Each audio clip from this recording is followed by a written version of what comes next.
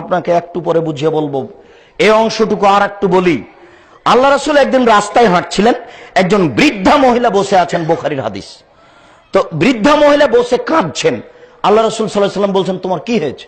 তখন বৃদ্ধা বলছেন, এলাই কান্নি, সরো এখান থেকে, কে তুমি? আমার কি হয়েছে এটা তুমি জানতে আসো কেন? আমি আমার নিজের মতো কাঁদছি। তখন আল্লাহ রাসূল তার গতি দেখার কিছু বললেন না, চলে গেলেন। আশেপাশে যারা ছিল তারা মহিলাকে বলল, তুমি চিনো এই লোককে? কে সেই লোক? আরে ইনি তো নবী, যিনি মুহাম্মদ সাল্লাল্লাহু আলাইহি ওয়াসাল্লাম বলছেন যে আমি নবী। তখন বৃদ্ধা, ওহ আমার তো ভুল হয়েছে। এবার মহিলা আল্লাহ রাসূলের বাসায় চলে গেলেন। বসেই গিয়ে বলছেন যে মাওয়াজাত্তু বাওয়াবান, আমি নবীর বাড়িতে গেলাম, কোনো পাহারাদার পেলাম না। আমি ঢুকে বললাম, মুহাম্মদ তোমাকে আমার কথাটা বলা ভুল হয়েছে, আমি বিপদে পড়ে কাঁদছিলাম। তখন আল্লাহ রাসূল বলছেন, শুনুন, আস-সাবরু ইনদা সাদমাতিল উলা, ধৈর্য ধারণ করতে হয় প্রথম বিপদে। ধৈর্য ধারণ করতে হয় প্রথম বিপদে। যখন বিপদ এসেছে মাত্র, কি অমুক লোক আপনার ছেলেকে মেরেছে, আপনি থামেন একটু, কথা আমার বুঝতে পারেননি, একটু থামেন, তারপরে পদক্ষেপ নিন। তার নাম হলো ধৈর্য। এখনই শোনা গেল যে বড় ছেলে মারা গেছে মেডিকেলে, একটু থামেন, আলহামদুলিল্লাহ বলে থামেন, একটু চিল্লাচিল্লি শুরু করে দিলেন কেন? এর নাম হলো ধৈর্য প্রথম বিপদে। আল্লাহ তাআলা বলছেন, বিপদে পড়ে আল্লাহর কাছে সাহায্য চাও ধৈর্য সহকারে সালাতের মাধ্যমে। তাহলে সাহায্য আল্লাহর কাছে চাইতে হবে সালাত আদায় করে। সালাত আদায় করেন, তারপর বিপদের কথা আল্লাহকে বলেন। দেখুন আমি আপনাকে প্রমাণ বেশ করছি। আবু হুরায়রা রাদিয়াল্লাহু তাআলা আনহু বলেন, রাসূল সাল্লাল্লাহু আলাইহি সাল্লাম বলেছেন, লা ইয়াতাকাল্লাম আহাদুন ফিল মাহাদে ইল্লা সালাসা, মায়ের কোলে কথা বলেছেন জীবনে মাত্র তিনজন। শিশু মায়ের কোলে তিনজন কথা বলেছেন। এক, ঈসা আলাইহিস সালাম। দুই, জোরাইজ রাজুলুন কানা ফি বানি ইসরাইল। জোরাইজ একজন লোক বানি ইসরাইলের যুগে ছিল। ইসল্লি ফি সাওমাতিহি, সে তার গির্জাতে সালাত আদায় করছিল। ফাআতাত উম্মুহু, তার মা তার নিকটে আসলো, এসে ফাদাতহু, তাকে ডাকলো, জোরাইজ শোনো, এরকম কিছু ডাকলো।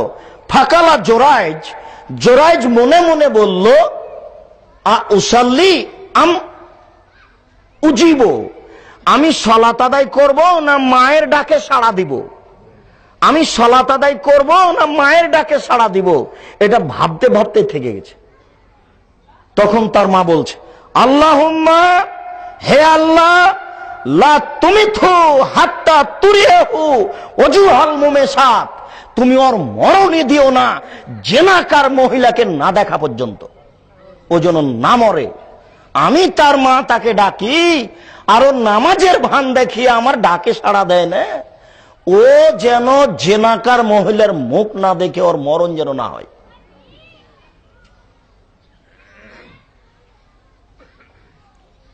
ফাতার রাজাত ইমরাতুন, একজন মহিলা তার কাছে আসলো। ফাতাকাল্লামাতহু, তার সাথে কথা বলল যে তুমি আমার সাথে জেনায় লিপ্ত হও। বাবা, সে অস্বীকার করলো, না আমি জেনায় লিপ্ত হতে পারি না। ফাআতাত গোলামান, একজন রাখালের, ফাআতাত রাইয়ান, একজন রাখালের কাছে আসলো। ফামকানাতহু মিন নাফসিহা, সে জোর করে জেনায় লিপ্ত হলো। ফাহামালাত ফাওয়ালাদাত, জেনায় লিপ্ত হওয়ার পরে তার একটা সন্তান প্রসব হলো। ফাকালাত হাজা মিন জোরাইজ, সে বলল এই সন্তান জোরাইজের। ফাআতান নাস, জনগণ তার গির্জার পাশে আসলো। ফাক্কাসসারুহু, জনগণ তার গির্জাকে একেবারে ভেঙে ছারখার করে দিল। ওয়াসাব্বুহু, নিজের ভাষাতে নানান ভাবে তাকে গালিগুলোজ করলো, মারলো। ওয়ানজালুহু, তাকে ঘর থেকে বের করে দিল। ফাতাওয়াজ্জা জোরাইজ অজু করলো, অসল্লা রাকাতাইন 2 রাকাত সালাত আদায় করলো। ফাতা গোলামান 2 রাকাত সালাত আদায় করে এসে গোলামকে বলল, মান আবুকা, তোমার বাপকে? তখন বাচ্চা বলল, রাই। আর রাই, আমার বাপ হচ্ছে রাখাল। এবার জনগণ জানলো যে জোরাইজের সাথে এ অন্যায় হয়নি, এ অন্যায় কার সাথে হয়েছে? রাখালের সাথে। কালু, তারা বলল, নাবনি সাউমাতাকা বিযাহাবে, জোরাইজ তোমার এই ঘরটা আমরা স্বর্ণ দিয়ে বানিয়ে দিতে চাচ্ছি। জোরাইজ বলল, জি না, আমার ঘরটা মাটির ছিল, মাটি দিয়ে বানাতে হবে। মুসলিম। কিয়ামত পর্যন্ত এই ঘটনার মধ্যে সরিষা ঢোকানো যাবে না। আমি যে এই হাদিস পেশ করে যেটুকু এই পর্যন্ত বলে যেটুকু বলতে চেয়েছি সেটুকু হচ্ছে যে বিপদে পড়ে আগে কি করতে হবে? 2 রাকাত সালাত। বিপদে পড়ে আগে কি করতে হবে? 2 রাকাত সালাত আদায় করতে হবে। উনি 2 রাকাত সালাত আদায় করলেন, তারপরে ছেলেকে গিয়ে বলছেন, তার মানে 2 রাকাত সালাত আদায় করে আল্লাহকে কিছু বললেন। শুনুন,